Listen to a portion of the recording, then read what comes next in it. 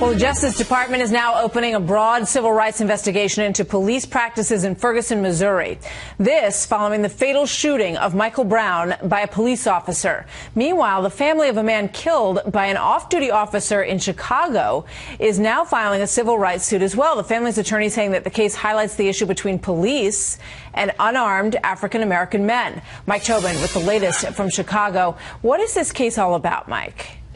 Well, Martha, this case involves a police officer off-duty working as a security guard. And it was just about a year ago. Off-duty officer Kenneth Walker and security guard Shaquila Moore had a scuffle with 28-year-old Marlon Horton. Walker shot Horton and Horton died. Horton was drunk at the time, trying to get into the apartment building that Moore and Walker were guarding.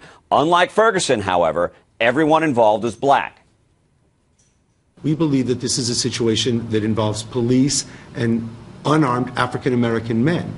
That's where we feel that Ferguson is relevant, because it's not just white officers. It's African-American officers. It's a police blue problem. It's not a police white problem.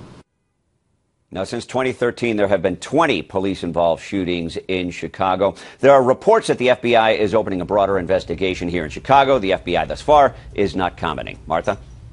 So are police responding to the actions of these officers? Particularly to the criticism that they did not render aid. In fact, Horton was still alive when the first officers arrived on the scene. There were 6 of them there, and no one renders any aid until the paramedics arrived. Superintendent Gary McCarthy says Walker and Moore called 911, and that's what they're obligated to do. That officer was just involved in a life-and-death confrontation. Sometimes they're not thinking straight after those things happen. So, you know, what did the officer do? Did he call 911? Yes, he did. Now, the timing with Ferguson is not just a coincidence. The attorney bringing the case says there is a trend of officers jumping right to lethal force, particularly when the case involves a young black man. Martha? Thank you very much, Mike. Mike Tobin in Chicago.